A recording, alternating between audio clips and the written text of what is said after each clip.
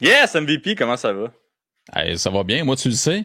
On commence à faire beaucoup ou tranquillement des Canadian Gangster Podcasts avec des invités. Fait que dans ce temps-là, je suis heureux. Puis écoute, en plus, c'est une grande première quasiment, là. On va pas parler de crypto aujourd'hui. Ouais, j'avoue. Fait que, Strictement MMA aujourd'hui. strictement MMA. Mais ouais, je suis super content de recevoir notre invité aujourd'hui. Mais avant ça, j'ai un magnifique Patreon à remercier. Un stéroïde dealer aujourd'hui. En Félix Bourque. Donc, un gros merci à Félix Bourque. Puis encore, notre boy Rémi Langlois. Ton shrine, là, il est ready. Faut que juste j'aille le chercher. Je vais sûrement aller le chercher demain, en fait. Fait que, ouais, non, bien content que ça soit, que Maxime Carabine ait fini le shrine. Hey, l'invité d'aujourd'hui, c'est Eman Zahabi. Yes. Yes. Salut, Eman. Hey, salut, ça va bien?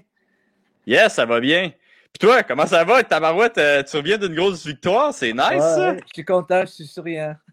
Ouais. Tout a bien été. Ben ouais, ça a bien été. Puis écoute, un super KO. Puis si je me trompe pas, là, t'as eu le 50K. Hein? Ouais, je l'ai pas encore reçu, mais ils m'ont dit que je vais le recevoir. Ouais, c'est toujours ça qu'ils disent. C'est normal. J'attends. Même, ils m'ont pas dit ça directement. Comme j'étais sur mon Twitter, je checkais, puis un des journalistes, il l'a mis, Aaron, un gars de Toronto. Puis j'ai envoyé un message direct. Je dis, hey, est-ce que c'est vrai ou c'est une piège? Il dit, non, c'est vrai. Ok. Donc, je trouve ça drôle que c'est pas l'UFC qui te dise, tu sais, en direct. You find out on Twitter.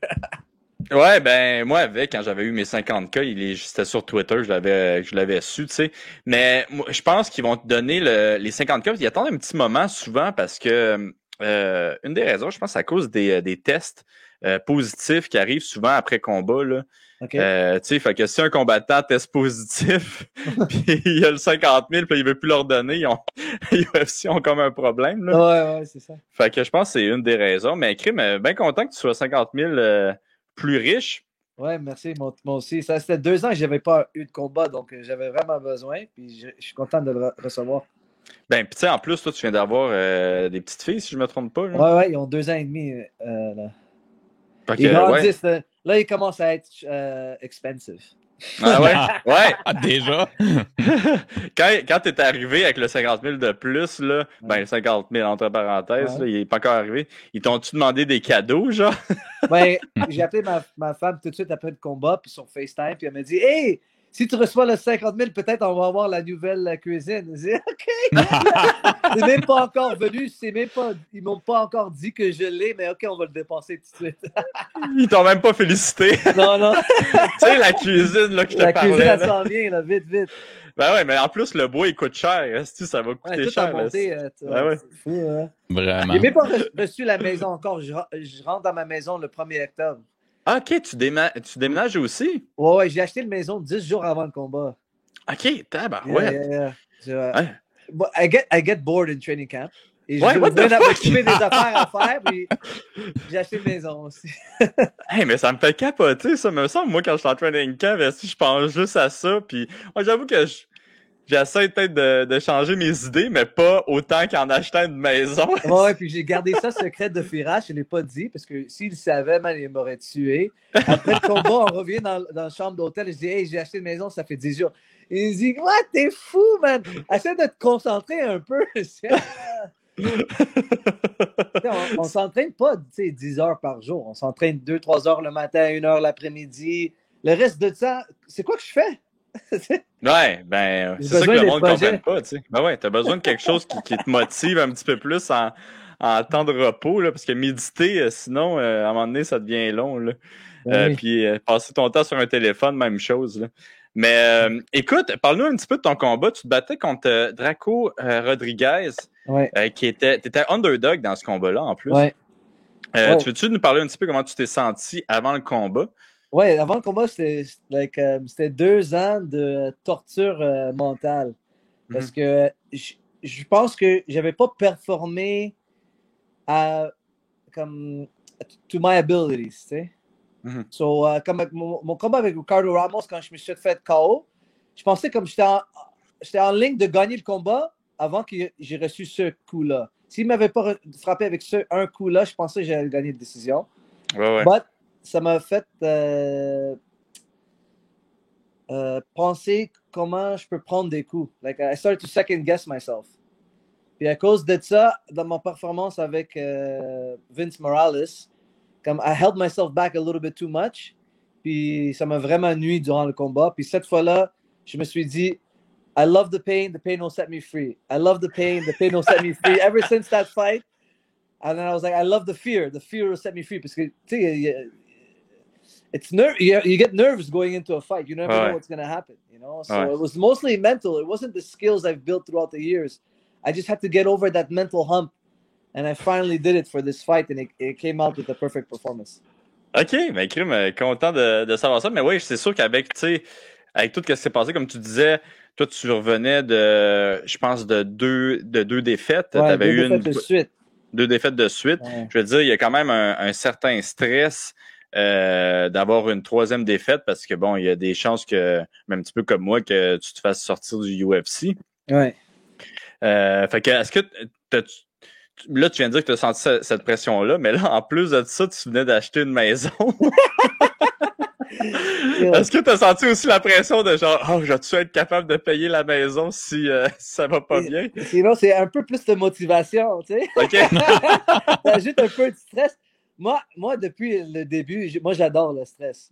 Comme, moi, je pense que ça me donne un feu, là, que si j'avais pas ça, ça serait pas autant de fun. OK. Donc, si je peux en mettre plus de stress, je vais en prendre de la stress. Hein. Je l'adore parce que je veux performer, mais j'ai besoin d'une raison aussi pour performer. Tu sais, ça regarde amusant pour moi un peu. Tu sais, je trouve des projets à faire durant mes combats. Puis, comme contre Draco, beaucoup de personnes pensaient que j'allais perdre à cause que mes deux dernières performances, j'avais 2 défaites. Puis aussi, lui, il avait un très bon record amateur. Pas beaucoup de personnes le savaient. Il était 13 victoires, 0 défaites en amateur. Oh, wow. Il avait 7 victoires et 1 défaite en pro. Donc, il était assez bon. Puis, il avait déjà fait 2 combats de 5 rounds. Championnat en pro avant de rentrer dans l'UFC. Puis lui, c'était son premier combat dans l'UFC à ce moment-là? Oui, son premier combat dans l'UFC. Et la première fois qu'il manque le poids. Ah, shit, c'est vrai, hein? Il avait pas réussi à faire le poids de combat. Et combien déjà? 4,5 livres, il a manqué. J'étais un peu frustré, man, quand c'est arrivé. Ah ouais. Puis tu veux-tu, là, je viens juste de m'en souvenir, mais tu veux-tu me conter un petit peu comment t'as fait, comment ça s'est passé que finalement t'acceptes à te battre contre un gars qui était aussi gros que ça? Ouais, mais l'histoire, c'était drôle parce que, tu sais, quand l'UFC, il faut que tu te pèses entre 9h le matin et 11h le matin. T'as 2 heures, OK? Mais tu peux arriver quand tu es prêt. Donc, viens pas au pesé autant que tu n'es pas prêt. Mais, tu sais, comme moi, j'étais là, j'étais comme le 6e arrivé au pesé. Puis, ils nous mettent en ordre de comment tu es arrivé. Hein? Premier arrivé, premier servi. Puis, lui, il était comme 8e ou 9e. Donc, on commence à 9h. Je suis comme, OK, il a déjà fait le poids. S'il est ici à 9h, c'est sûr qu'il a fait le poids. S'il n'avait pas fait le poids, il viendrait à 11h. Il lui reste 2 heures pour couper. Donc, on fait la file. Je fais mon pesé, je vais m'asseoir. Puis, moi et Firas, on attend pour entendre son poids. Puis, le gars de la commission, il dit 140,5. Puis, Firas, il se lève tout de suite pour aller leur parler. Parce qu'on va voir ce qui est arrivé. C'est 9 heures. Pourquoi il est venu? Pourquoi il est venu maintenant? Il y a encore 2 heures. Puis, notre idée, c'est on voulait demander à Sean Shelby qu'il retourne à l'hôtel. Puis, il coupe jusqu'à temps qu'il ne peut plus. Jusqu'à 10h30, puis il revient, puis il se pèse, puis on va voir, tu sais, combien il peut perdre dans ces 2 heures. Parce que je veux qu'il souffre comme moi, j'ai fait. Ouais, you know, so, on est allé parler à la commission, puis la commission dit, Sean Shelby n'est pas encore arrivé, il faut l'attendre. On dit, OK. Il arrive après 10 minutes, puis tout de suite, il vient nous voir, puis il dit, écoute, le gars, il a déjà commencé à boire, oublie ça, il ne va plus couper. Oh, wow. Fait que le gars, il est venu se peser, il a vu Ferrat se lever rapidement, il s'est sauvé pour aller boire tout de suite. Ouais, il est allé boire tout de suite, man. Il est fou, ce gars-là. Puis Sean Shelby, il dit, écoute, il a 24 ans, 25 ans, je sais pas, il dit, il est jeune, il n'a pas beaucoup d'expérience, mais dans ma tête, il a déjà 13 combats amateurs, il y a 8 combats professionnels, tu sais, il y a plein d'expérience. Je ne peux pas dire qu'il n'y a pas d'expérience. So, dans ce moment-là, je pensais qu'il me faisait une piège parce qu'il sait que je sors de 2 défaites. Dernier derniers combats sur mon contrat. J'ai 2 faits à la maison. Ça fait 2 ans que je n'ai pas fait de l'argent avec l'UFC. Donc, je suis comme un peu dans un coin.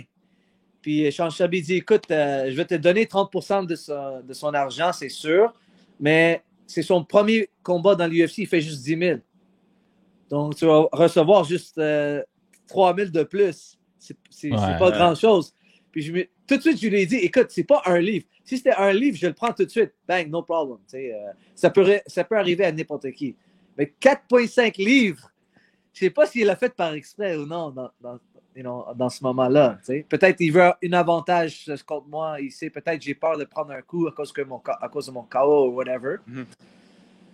Il dit, OK, écoute, t'es pas obligé de prendre le combat. OK? Je te mets pas de pression de prendre le combat, mais il te reste combien de combats sur ton contrat? Il dit, c'est ma dernière. Il me dit, OK, tu fais combien? Ça, je lui dis. Il me dit, écoute, je vais te doubler. Hein? J'ai dit, c'est quoi que t'as répondu? Oh, on veut savoir! Yeah. So, j'ai demandé, j'ai lui dit, c'était combien? Il me dit, OK, je te donne le double. Oh, shit, OK. Je te donne le double. Donc, si tu perds, tu ferais plus que tu ferais si tu avais gagné, parce que là, tu as 30% de plus avec lui. So, win or lose, you make the money you came for. OK. Je dis, OK. And il me dit, je te garantis un combat de plus si tu le perds. Oh, wow. Okay? Je te signe pour 4 combats, mais je te donne une autre chance si tu perds celle-là parce qu'il a manqué le poids. Donc, il m'a donné une chance de faire l'argent comme, 2 combats de suite au moins. Puis de sécuriser au moins ta position. Hein. Ouais, parce qu'en rentrant de ce combat-là, j'avais peur de perdre ma place sur l'UFC aussi. T'sais, même en gagnant, si c'est pas ce qu'il voulait, peut-être il me met en dehors. Je savais pas, je n'avais aucune idée de la sécurité de mon job. Donc, moi, je pensais pas à ça, mais quand il a enlevé cette stress, j'ai réalisé que c'était une grosse stress dans ma vie. Mais avant qu'il l'a enlevé, avant qu'il m'a donné ce contrat-là, j'ai pas aperçu comment c'est stressant de ne pas savoir si tu vas regarder ton contrat dans l'UFC. Parce que, il y a Bellator, il y a PFL, il y a toutes ces affaires-là, mais peut-être aussi, eux, ils ne veulent pas me signer. Tu n'es jamais sûr où tu vas être. Ouais. Puis, tu vois ça à TriStar, il y a plein de gars que, ça arrive qu'ils ne signent pas avec PFL ou Bellator. Puis après, ils vont des autres places, puis ils ne payent pas proche de ligues majeures comme Bellator ou whatever. Ouais. Puis souvent, c'est dans d'autres pays qui, disons, qui vont essayer peut-être de te faire perdre au lieu de te faire gagner. Ben oui. Puis dans les autres pays, comme si tu vas en Russie ou tu vas à des autres places, il n'y a pas grand d'affaires pour comme testing, comme USADA. Ben, c'est pas juste ça, on a eu plein d'histoires d'athlètes au Tristar qui se faisaient appeler 48 heures avant, OK, il faut que tu partes, t'as pas de camp d'entraînement, puis ils vont te donner un argent, mais le gars contre qui tu vas te battre, si lui, ça fait 2 mois qu'il s'entraîne, puis qu'il attend un adversaire, puis toi, tu savais même pas, c'est comme... il y a beaucoup de choses souvent qui vont essayer de mettre le plus de chances possible dans leur athlète. Là. Mais, hey, Krim, un fin négociateur, si, man. Il m'a vraiment bien... il m'a donné un vraiment bon contrat, puis j'étais vraiment content. Et tout de suite, je me suis senti comme... Maintenant, je peux te donner la meilleure performance parce que j'ai pas de risque. Il a tout enlevé mon risque. Même si je gagne ou je suis super, je peux faire ce que je veux dans la cage, puis je sais que je vais avoir un autre combat. Puis, j'ai jamais rentré dans l'octogone avec une meilleure sens d'humeur, d'être content. Okay. I was never that happy. I was never came in the cage that happy, man. C'est très cool. Ouais. Très nice. Puis quand tu l'as connecté avec ton coup de poing, j'imagine que ça a juste ajouté un petit peu de happiness dans tout ça. Là. Yeah, in my job, like, when you land a knockout punch? I don't know, but yes. Yeah, you don't know. Rush, tu connais-tu ça dans la rue? T'as déjà knocké quelqu'un dans la rue? Non, si, mais va pas. Écoute, c'est arrivé dans les 2 sens, on peut-tu dire ça? Ouais, ça arrive à tout le monde. Ouais, c'est ça. Oh, right. Tu prends à MVP Raj? Calice, MVP, il va falloir que tu me contes ça, tes histoires de bataille. Ouais, non, on a toutes des histoires. Ouais, c'est sûr. Mais, honestly, like, les coups KO, tu penses que t'as manqué. Parce que he goes limp, so he pass right through. C'est comme si tu me rentres ta main dans le beurre. Ouais. Donc, quand j'ai senti ça, j'étais comme, oh man, c'était une bonne. Je savais c'était une bonne. Mais en courant vers lui, je regardais au ref pour voir s'il allait m'arrêter. Il m'a pas donné signe qu'il va m'arrêter. Donc, j'ai lancé un autre coup, man. Un coup de plus. Mais, super necessary. Ouais, c'était pas necessary, mais si le ref, il m'a donné une signe, là, je l'aurais pas lancé. Mais bien sûr. Je pense qu'il était fini avec la direct.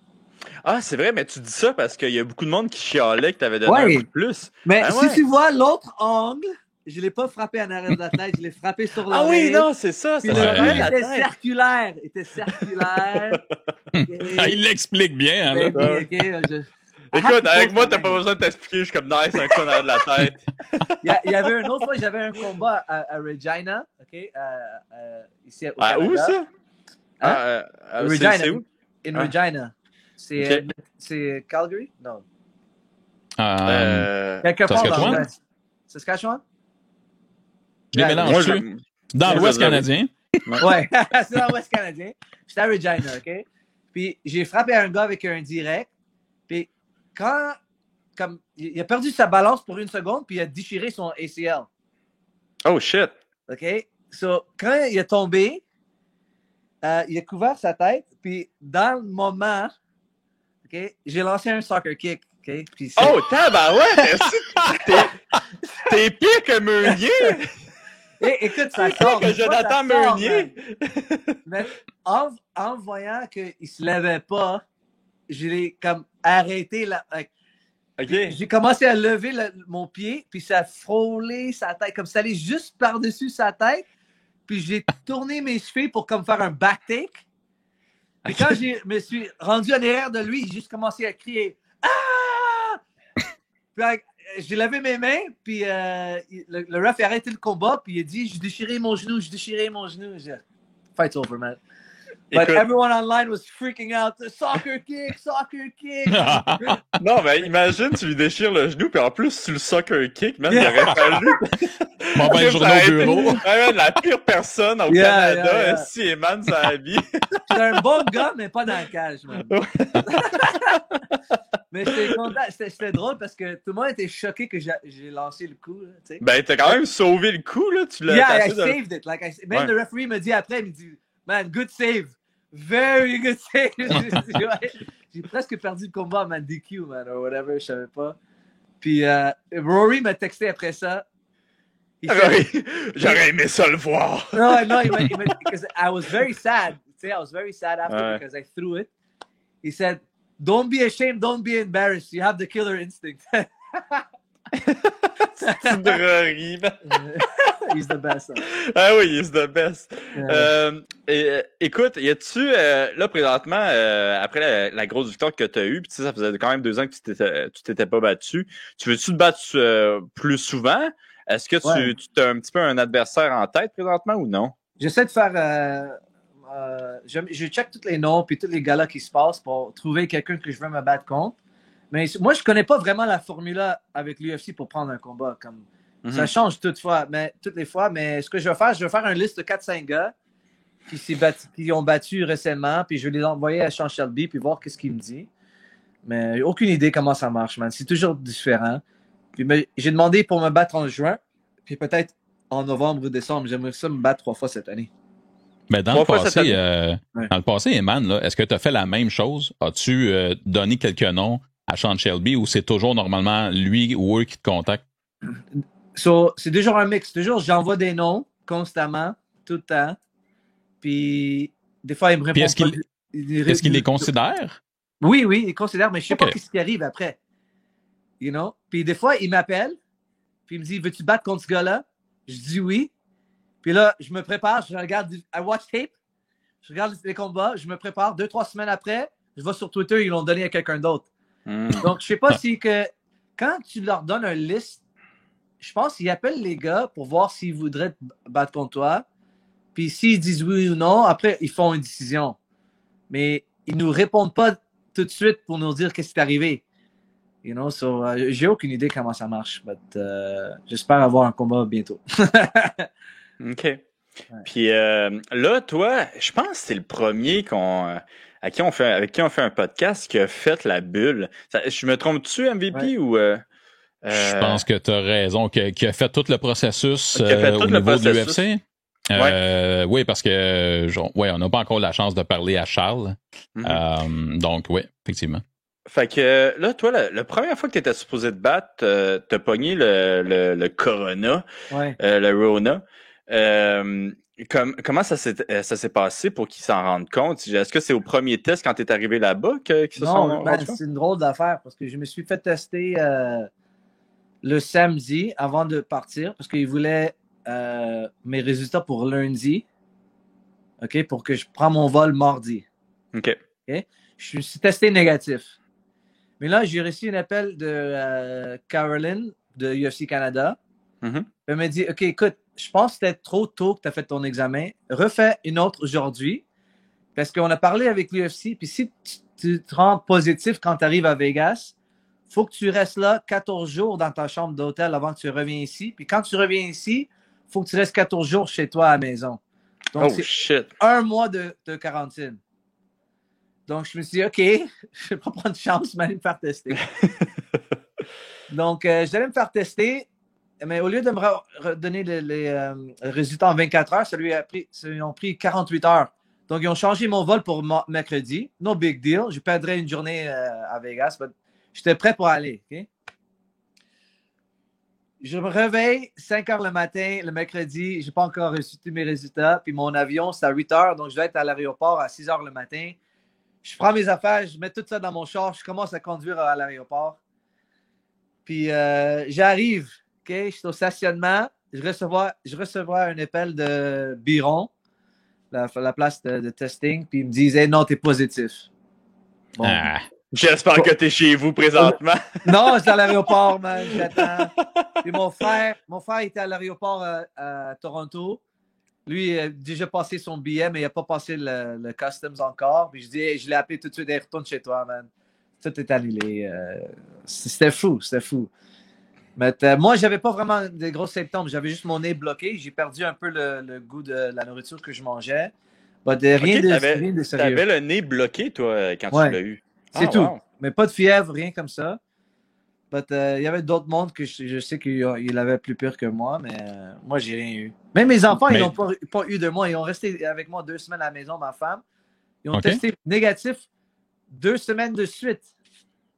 Mais en même temps, je me dis, qu'est-ce qui s'est passé entre tes 2 tests qui étaient pratiquement collés?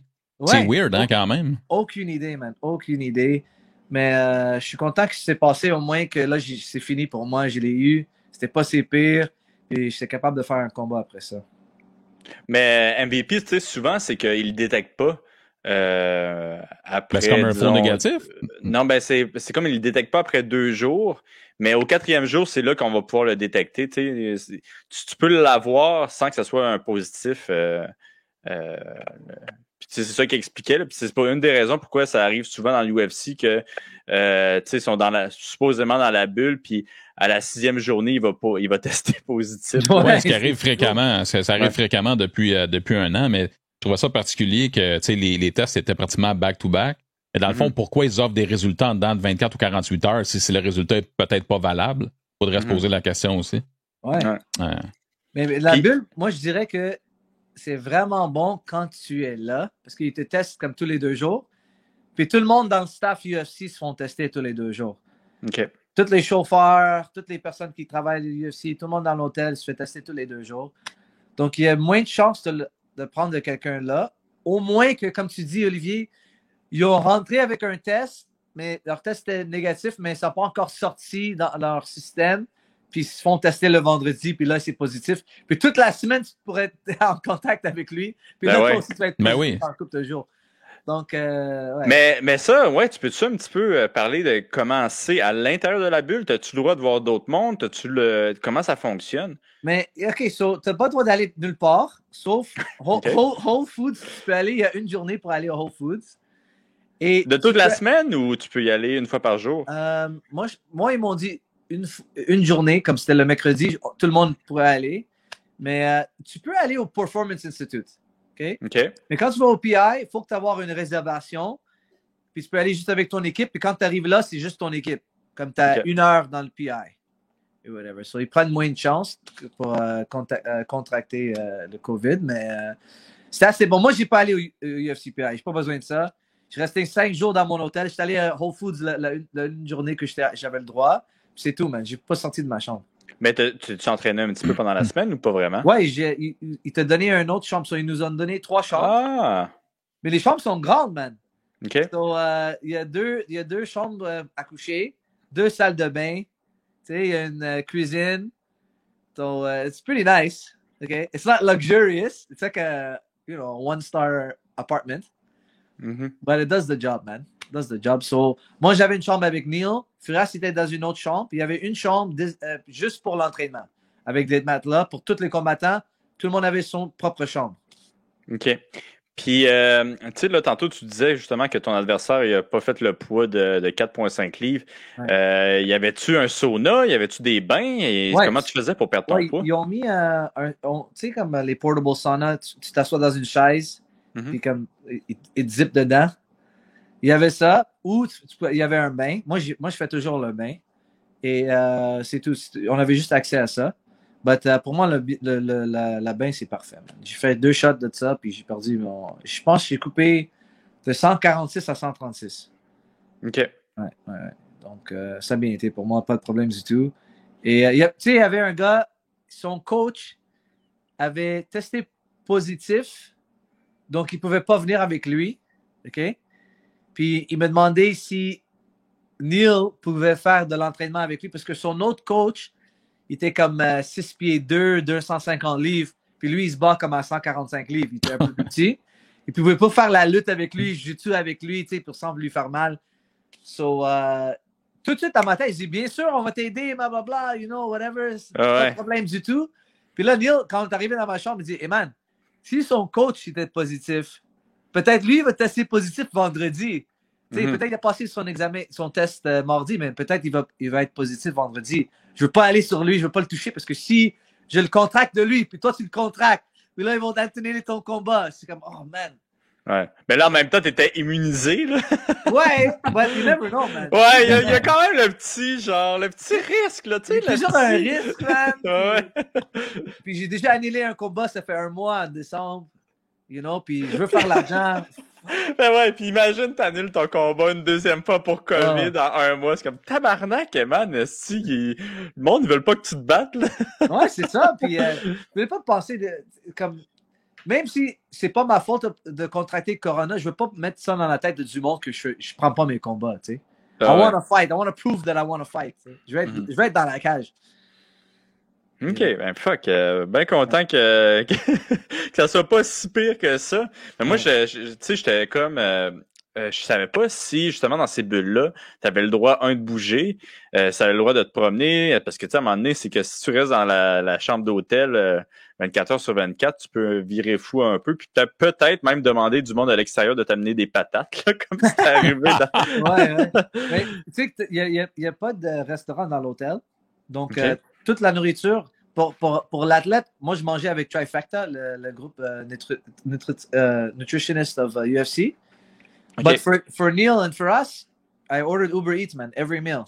OK, fait qu'au fond, tu peux aller une fois faire l'épicerie, puis aussi, ils vont t'envoyer de la bouffe par Trifecta, là, qui je pense qu'ils ont commencé ça il y a 2-3 ans. Ouais. OK, ben c'est quand même pas si pire, tu sais, ça enlève quand même de quoi... Mais aussi, comme la bulle, ça m'a fait trouver une autre méthode de ma semaine. Parce que d'habitude, moi, comme avant d'être en UFC, je vendais beaucoup de billets, tu sais, pour les promotions à Montréal. Puis je prenais ma semaine, que j'étais allé voir mes amis, vendre les billets, prendre l'argent. J'allais les voir, tu sais, they would drink or we'd go out to eat. I would be chilling. But, tu sais, I'm hanging out, puis je crée des distractions, tu sais. Mais dans la bulle, okay, parce que j'avais aucune distraction, j'avais pas d'amis qui pouvaient venir me voir et tout ça, je me suis trouvé toute la semaine en train de regarder mes combattants favoris, puis reviser mon plan de match. Puis je pense que tout ce que je voulais faire dans le combat, ça sortit mieux à cause du bulle que si j'avais pas le bulle. Parce que j'ai pris toute mon énergie puis j'ai concentré sur le combat au lieu de me faire des distractions avec des amis ou sortir marcher sur le strip ou aller dans le casino ou d'aller d'autres places. Donc, maintenant, même sans bulle, je vais rester dans mon chambre d'hôtel jusqu'à temps que le combat est fini. Man. Ben, c'est vraiment intéressant parce qu'il y a des combattants qui, eux autres, disent exactement l'inverse. Un peu comme Oli disait, moi, je suis en train de virer fou. Puis au contraire, j'overthink tout mon plan de match, tout ce que je fais, ça les angoisse. Fait que, tu sais, c'est intéressant de voir ton côté à toi qui fait en sorte que tu as comme découvert probablement ta nouvelle façon de procéder. C'est vraiment cool. Ouais, pour la future, là, je ferai toujours comme ça, man. Je dirais à mes amis de jamais venir le vendredi ou le jeudi. Viens tout samedi, OK? Tous les avions, là, ils rentrent samedi. Je veux pas voir personne jusqu'à après le combat. Parce que d'habitude, ils viennent le jeudi, le vendredi, puis on sort pour manger, puis whatever, puis on se parle. Puis je pense pas au combat jusqu'à temps que c'est le temps à faire la marche. Mais maintenant, je ferai plus ça. OK. Puis c'est qui était dans ton coin? J'avais mon frère Firas, puis Neil Shepard. OK. Fait que t'as-tu le droit d'avoir un troisième cornerman? Ouais, on avait le droit de faire un troisième, mais c'est tellement risqué pour les gens de venir que je voulais pas leur demander parce que comme je voulais demander à mon autre frère qui habite à Toronto de venir, mais si un de nous quatre, on teste positif, on est tous pognés là. Donc, je veux pas perdre le temps de tout le monde. S'il n'y avait pas de corona, j'aurais ramené un troisième. But, il y a juste trop de risques. Juste trop de risques. Ouais, puis c'est beaucoup demandé aussi, tu sais, de tout le monde, de partir 2 semaines, puis après de revenir, puis il faut que tu attendes 2 semaines en plus. Là, ouais, man, c'est stressant pour les gens, parce que, tu sais, beaucoup de gars diraient oui, parce que, tu sais, on est très proches, on est des amis, ou on s'entraîne beaucoup ensemble, mais je sais le risque qu'ils vont prendre, puis je veux pas qu'ils prennent cette risque pour rien, man. Mm-hmm. Écoute, comme tu as dit, toi, tu es le frère de Firas Zahabi. Pour ceux qui n'avaient pas encore compris, là, tu trouves-tu que justement, ben là, toi, tu as dû te faire poser cette question-là, là, toute ta calice de carrière. C'est vrai. Je vais quand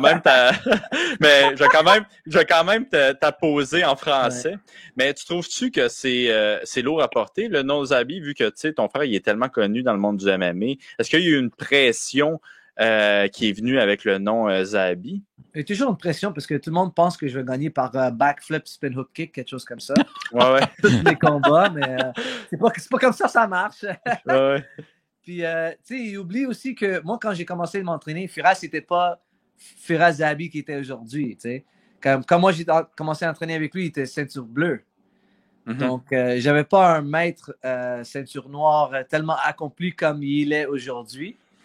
Donc, tu sais, j'apprécie, he is a master, puis j'apprécie tout ce qu'il m'a montré, puis tout ça. Mais pour moi, il n'y a pas vraiment cette pression parce que lui, il ne le met pas sur moi. C'est les autres qui essaient de le mettre sur moi, puis ça ne me dérange pas du tout qu'est-ce que le reste du monde pense envers de ça. Mais lui, il veut toujours que je fasse mon mieux, puis j'essaie de faire ça à tous mes combats. Mais à cause du média et tout ça, je voulais toujours gagner comme avec une excellente performance, puis j'ai toujours mis ça sur mon dos. Mm-hmm. Puis ce combat-là, c'est la première fois que je ne l'ai pas mis sur moi. Firas m'a convaincu, écoute, va là puis gagne le combat. Okay? Just win. Just do everything you have to do to win, and then we'll worry about the best performance next time. Puis là, j'ai eu le KO. J'ai sorti ça de ma tête, puis ça c'est arrivé tout seul. Intéressant quand même. Puis toi, tu disais que tu avais commencé avec ton... T'as-tu commencé en même temps que ton frère? Puis à quel âge que tu as commencé? Non, lui a commencé avant moi. OK. Puis moi, j'ai vraiment commencé à 15 ans. Tu as commencé à 15 ans à la MMA? Oui. Ouais, j'ai commencé avec Muay Thai. OK. Et then, j'ai commencé à faire Jiu-Jitsu un peu, mais j'aimais pas Jiu-Jitsu autant que j'aimais Muay Thai au début. Tu sais, quand tu commençais dans la rue, j'aurais besoin de Muay Thai, c'est mieux, c'est plus cool. Tu sais, tu frappes tes pads. Je pensais que c'était vraiment hot, la Muay Thai. Puis je suis vraiment rentré dans ça tout de suite, tous les jours. Puis doucement, je commençais avec Jiu-Jitsu, mais je trouvais ça plate un peu Jiu-Jitsu parce que moi, j'avais 15 ans, puis tout le monde dans la chambre avait entre 20 ans et 30 ans. Puis j'avais comme, je pesais 130 livres. J'étais tellement petit. Puis personne ne voulait rouler avec moi, sauf mon frère. Mon frère était le seul qui voulait rouler avec moi. Les restes, ils le faisaient, mais tu sais, comme, ils n'étaient pas contents de le faire, tu sais. OK. it sucked, man. You're so small, you're so weak. You know, you don't know anything. Tu connais rien, tout le monde est plus lourd que toi, il peut tout utiliser la force contre toi, puis tu connais pas vraiment beaucoup de choses sur le jiu-jitsu. Puis notre jiu-jitsu, quand j'ai commencé, c'était vraiment basic. Firas, c'était ceinture bleue. Son coach, lui, était Angelo Xerahakis, c'était juste ceinture mauve.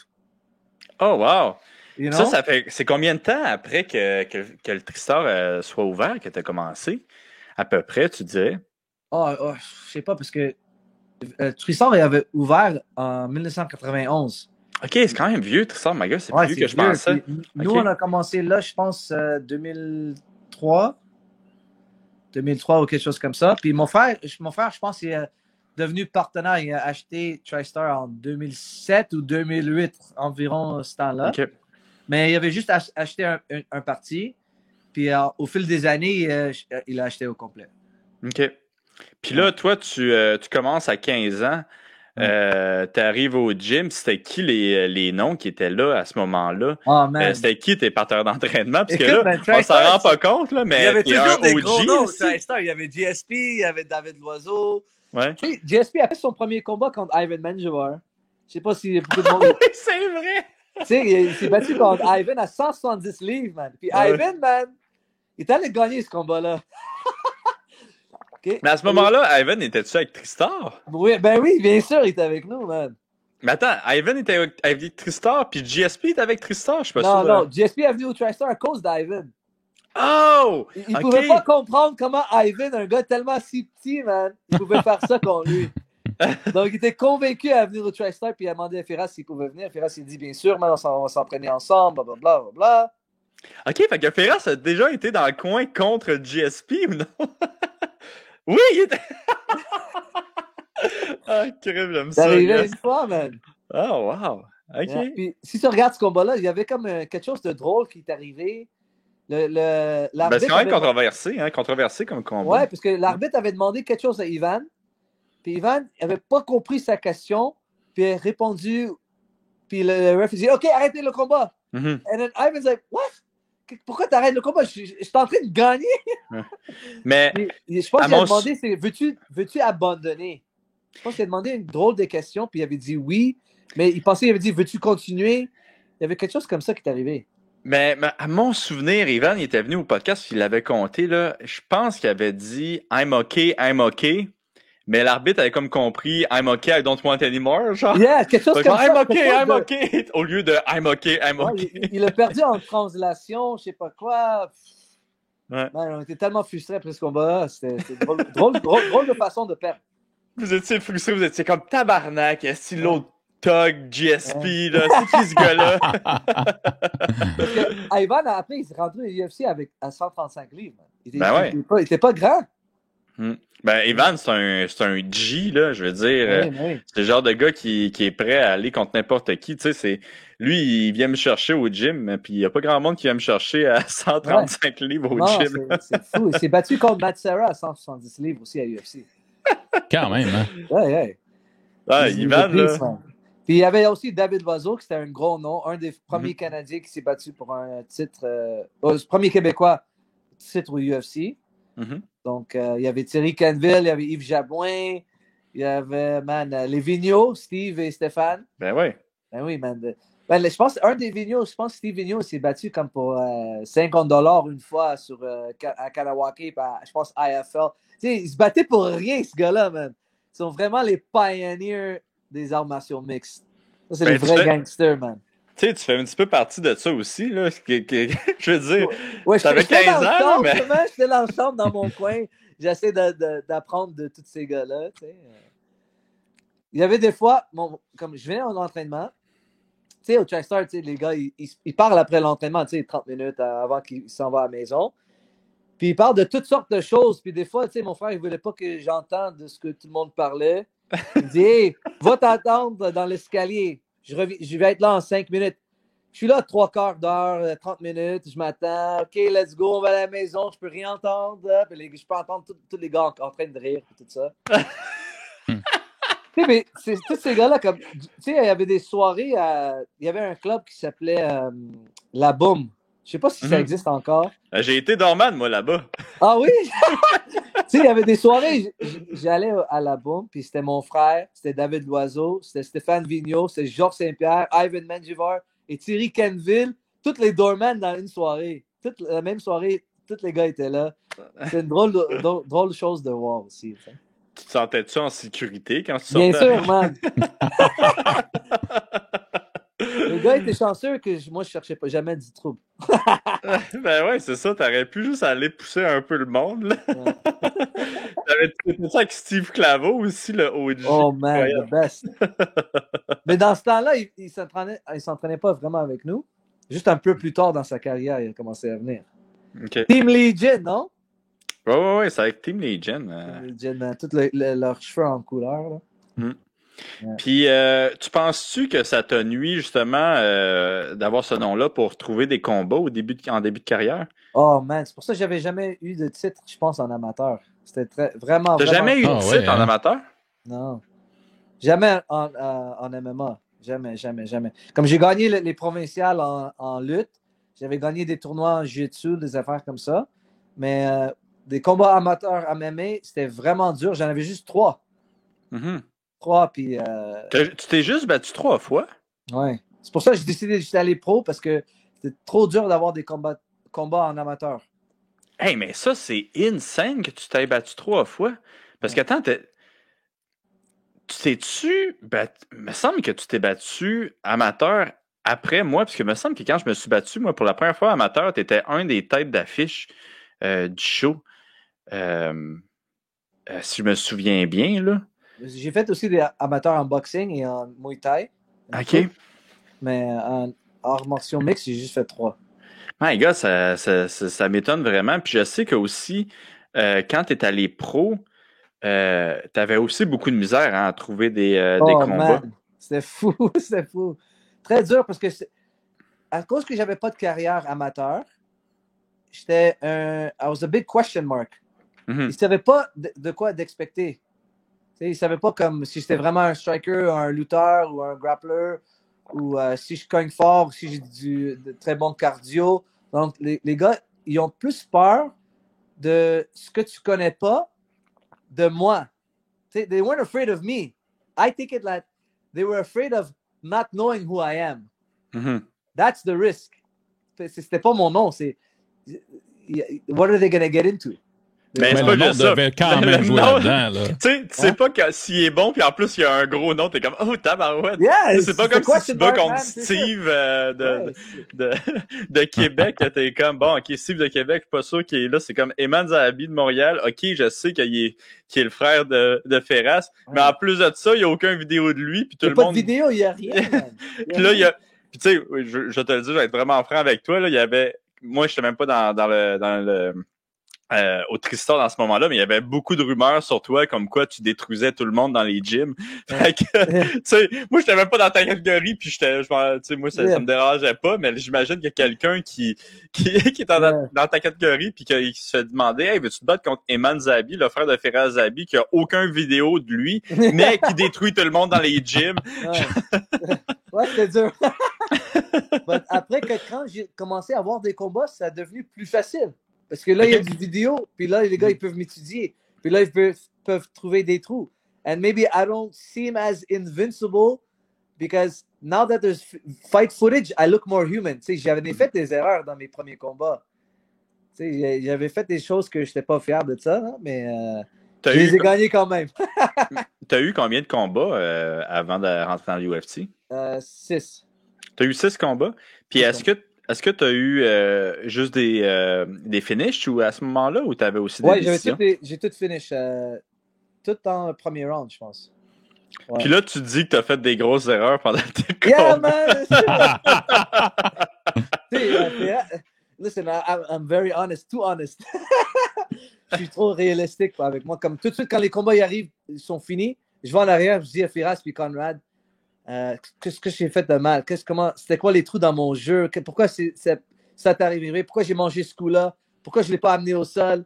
Quand même, ce combat-là avec Draco, on est arrivé à l'hôtel, on a commandé de la nourriture, on a mangé. Je dis à Firas, OK, je veux parler de ce qu'on va faire pour le prochain combat, parce que le prochain combat, je veux changer ça et ça de ce qui est arrivé aujourd'hui. on est allé aux chambres de l'entraînement, puis on a tout de suite commencé le travail. Ah, ouais. Yeah, man.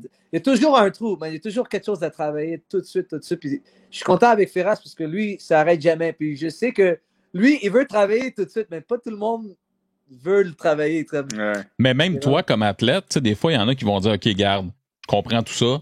J'ai des choses à améliorer, mais je vais prendre une semaine, puis on s'en reparlera. Yeah. Tandis que toi, c'est le soir même. Yeah. J'ai pas le temps, là. J'ai 33 ans, man. Je veux, you know, I want to be non-stop. Il me reste un autre peut-être 5 ans dans le sport. Puis, I want to cash in.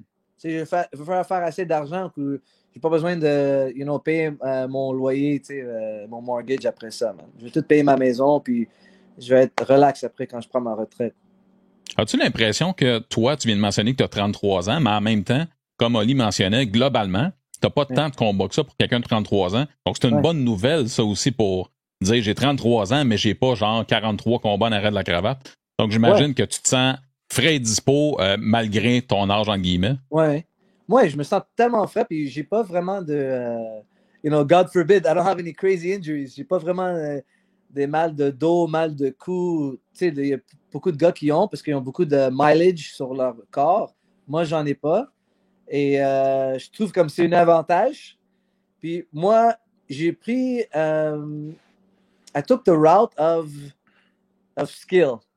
Puis j'essaie de trouver une façon d'utiliser mon âge comme un avantage. Comme contre Draco, je sais que lui, impossible qu'il y ait plus de façons de gagner dans ce combat-là que moi. Moi, j'ai plus de façons de gagner que lui. Lui, sa meilleure chance, c'est le KO. Il ne m'allait pas mettre soumission. Dans ma tête, c'est impossible qu'avec son niveau de jiu-jitsu, il m'allait mettre en soumission. Je trouvais ça drôle que beaucoup de journalistes pensaient que lui avait un meilleur jiu-jitsu que moi avec son soumission par triangle qu'il a fait. Comme c'était un bon soumission, beautiful, OK? He did a great job. But si tu écoutes son entrevue après le combat, il était surpris. Il a dit, je ne réussis jamais le triangle en entraînement. Comme lui aussi, il était choqué qu'il l'a eu. So, je ne m'entendais pas qu'il y avait comme un niveau de jiu-jitsu comme moi, ceinture noire et tout ça. Puis le stress que les gars de Danaher Death Squad ils mettent sur moi à New York, je pense pas, lui, il allait me mettre ça si on allait faire la lutte sur le sol. Mais tu sais, je reviens au même point que plus tôt. Mais tu sais, c'est parce qu'on t'a pas vu vraiment te battre au sol tant que ça dans l'UFC. Puis tu sais, moi, je le sais, je roule avec toi souvent, puis t'es à un niveau vraiment très, très haut, là. Puis, en tout cas, à mon avis, c'est que t'as même un jiu-jitsu dans les meilleurs dans l'UFC, tu sais. Puis ça, c'est que l'affaire, c'est que personne ne le sait. Ouais, c'est ça. Personne ne le sait. Il n'y a encore pas de footage pour ça. Il n'y a pas de footage là-dessus. Mais tu vois, comme le plan pour ce combat-là, c'est de l'amener au sol puis montrer mon jiu-jitsu, mais il est passé KO. Je suis content avec ça. Ben ouais, pourquoi pas? Ben ouais. Mais non, c'est ça. Je pense que quand tu vas le montrer, vraiment, là, le monde va faire OK, mais finalement, c'est pas une ceinture noire McDonald's, là, c'est vraiment du haut niveau. Là. Ouais, merci. Mais ouais, c'est ça. Tu disais que bon, tu voudrais faire peut-être encore 5 ans pour ta carrière. Ouais. Puis je pense que tu as raison quand tu dis quand tu as pris la route du skill là, de devenir juste bon. Je trouve que souvent un problème justement avec le monde qui finissent leur carrière plus vieux, c'est que c'est beaucoup basé sur le physique. Puis veut pas, quand tu bases ton niveau sur le physique, quand tu vieillis, ça va descendre par eux-mêmes. Fait que, disons que c'était vraiment beaucoup sur les réflexes, tu vas perdre la milliseconde, puis là, tu vas te faire tout de suite massacrer, tu sais.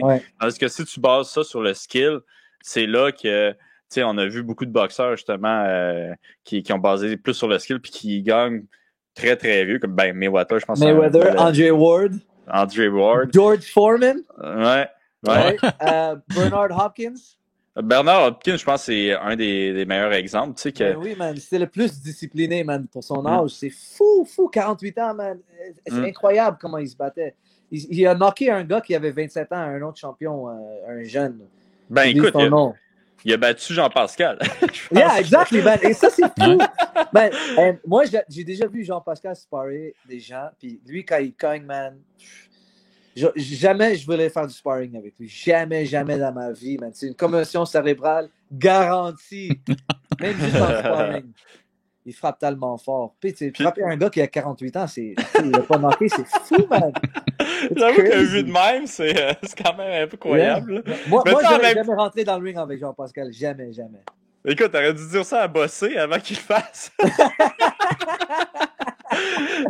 mais Steve, il a quand même bien fait. Moi, je trouve tu sais, je pense qu'on savait qu'est-ce qui allait se passer, mais Steve, il a bien fait, man. C'est courageux. Il est fort, man, Steve, man. Ah ouais.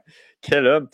Écoute, tu disais encore là que tu allais prendre ta retraite dans 5 ans. Est-ce que tu penses, après ta carrière, tu t'aimerais ça suivre un petit peu les traces de ton frère ou peut-être te joindre à ton frère puis devenir un coach ou t'as d'autres idées? Moi, c'est sûr que je vais être un coach à 100%. J'aimerais ça être un coéquipier de mon frère, tu sais, comme être son assistant coach ou whatever. Ou peut-être on va diviser les vols.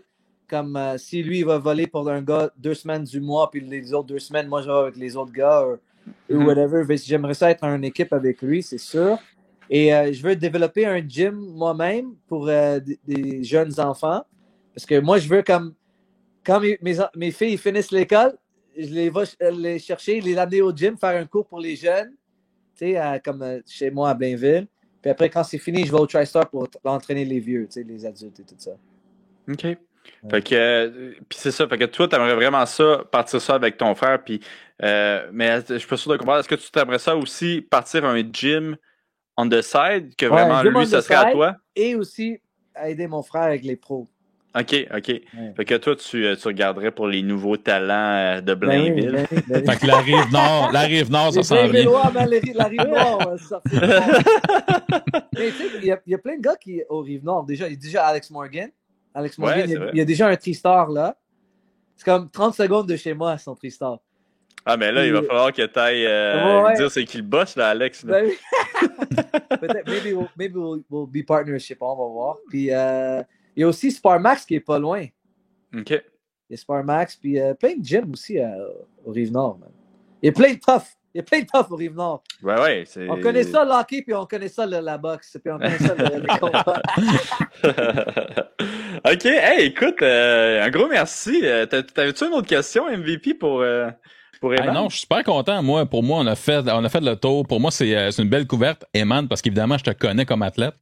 Mais ce que tu nous apportes là avec ta philosophie, je suis pas étonné. Ça aussi, je pense que ça vient avec le nom Zahabi. Mais je suis vraiment, vraiment content. Puis félicitations encore. Ça a été un bonheur. Puis si jamais ça te dit, à ton prochain combat, on fait la même chose puis on en jase. Oui, j'aimerais ça bien. Yes. Puis là, avant de partir, y a-tu quelque chose que tu aimerais pas le plugger? Ton futur gym ou... Non, mais je vais plugger mon frère, Guys Firas, un des meilleurs coachs au Québec. Puis on va rouvrir le gym la semaine prochaine. Puis on va voir comment ça va être avec les nouveaux règles, mais on ouvre le 26. Ben ouais, il va falloir que tu lui dises de venir là au podcast, hein, Barouette. Ben oui, je vais lui parler quand je le vois demain. Tu lui diras que c'est le meilleur podcast francophone que tu as fait. Yes, c'est sûr, 100%. On va dire, oublie pas de côté, c'est Olivier Aubin et MVP Lodge. Yes, enfin la guerre est finie, j'ai gagné. La guerre est faite, toi contre pas de côté. Oh my God, qu'est-ce qu'on va faire? On va le faire le combat où, ça? À BTT, à TriStar. On va faire un underground fight. Ben ouais, mais tabarouette. On va faire Rod contre Patrick. Ouais, ben, il y a un code dans sa carrière, Rod. Ouais, c'est quoi ton... Ouais, j'en ai contre moi aussi. Mais c'est quoi ton histoire de KO? T'as mis KO quelqu'un ici? Non, mais c'est pas intéressant. C'est pas rien qu'un. En tout cas, on jase. On s'est tout fait. Non, mais guys, on a tous été jeunes. OK? C'est quoi ta fiche? Prochain camp d'entraînement, là, t'amènes Raj. Un couple de rounds, il va l'aider. Il va te montrer des trucs, man. Mais ouais, mais non, pour de vrai, un gros merci. Puis comme tu as dit, les gyms, ils ouvrent prochainement. Je pense que c'est la semaine prochaine. Là, le 26 mars. Ouais, le 26 mars. Fait que allez encourager votre gym à côté de chez vous. Yeah. Puis si c'est Tristar, c'est encore mieux. Yeah. Well, thank you guys. Thank you very much. Merci à toi. On se revoit bientôt. OK, bye guys.